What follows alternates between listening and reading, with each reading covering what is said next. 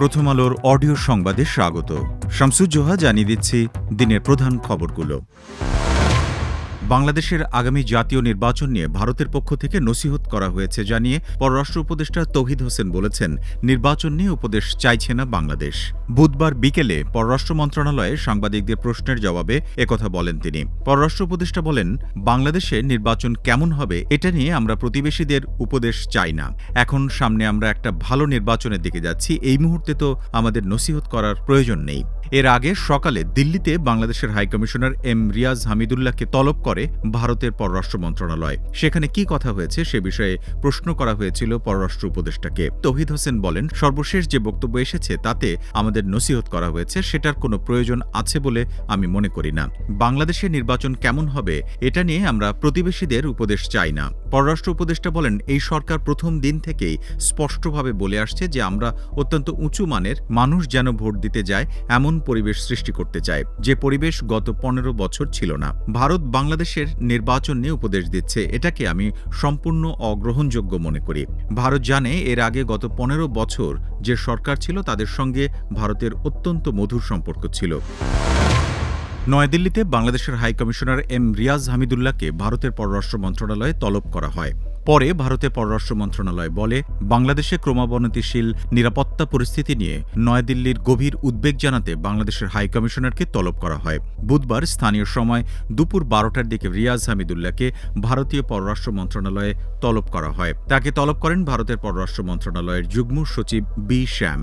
গত রোববার ঢাকায় ভারতীয় হাইকমিশনার প্রণয় ভার্মাকে বাংলাদেশের পররাষ্ট্র মন্ত্রণালয়ে তলব করা হয়েছিল। 3 দিনের মাথায় নয়াদিল্লিতে বাংলাদেশের হাইকমিশনারকে তলব করা হলো। এদিকে বুধবারই চলমান নিরাপত্তা পরিস্থিতির বিষয়টি বিবেচনায় বেলা 2টা থেকে রাজধানী যমুনা ফিউচার পার্কে অবস্থিত ভারতীয় ভিসা আবেদন কেন্দ্র বন্ধ রাখার সিদ্ধান্ত নেওয়ার কথা জানানো হয়।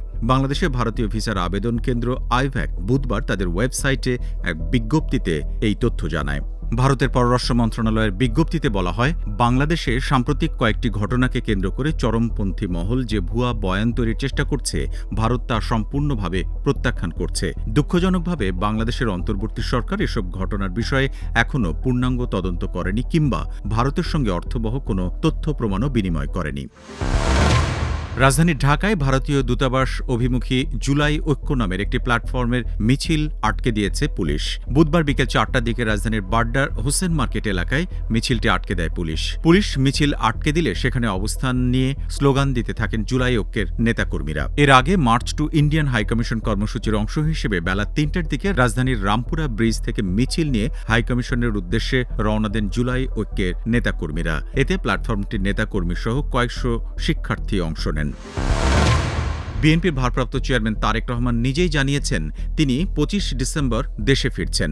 মহান বিজয় দিবস উপলক্ষে মঙ্গলবার যুক্তরাজ্য বিএনপি আয়োজিত আলোচনার সভায় তারেক রহমান একথা জানান। যুক্তরাজ্যের লন্ডনে দ্য সিটি প্যাভিলিয়ন হলে এই আলোচনার সভা করা হয়। এর আগে শুক্রবার বিএনপির মহাসচিব মির্জা ফখরুল ইসলাম আলমগীর ব্রিফিংয়ে বলেছিলেন, 25 ডিসেম্বর যুক্তরাজ্যের লন্ডন থেকে দেশে ফিরবেন তারেক রহমান। বিএনপির ভারপ্রাপ্ত চেয়ারম্যান তারেক রহমানের এই প্রত্যাবর্তন উপলক্ষে অভ্যর্থনা কমিটি করেছে বিএনপি। সোমবার গঠিত এই কমিটির আহ্বায়ক করা হয়েছে দলের স্থায়ী কমিটির সদস্য সালাউদ্দিন আহমেদকে। সদস্য সচিব হিসেবে দায়িত্ব পালন করবেন দলের জ্যেষ্ঠ যুগ্ম মহাসচিব রুহুল কবির রিজভী।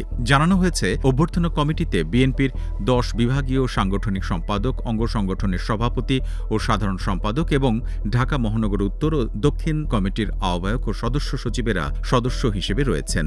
17 বছরের বেশি সময় ধরে যুক্তরাজ্যের লন্ডনে নির্বাসিত থাকার পর 25 ডিসেম্বর ঢাকায় ফিরছেন তারেক রহমান। তার প্রত্যাবর্তন উপলক্ষে ওই দিন হযরত শাহজালাল আন্তর্জাতিক বিমানবন্দরে নেতাকর্মীরা সংবর্ধনা জানাতে উপস্থিত থাকবেন। বিমানবন্দর থেকে এভারকেয়ার হাসপাতাল পর্যন্ত নেতাকর্মীরা রাস্তার দুই পাশে দাঁড়িয়ে তারেক রহমানকে সংবর্ধনা জানাবেন।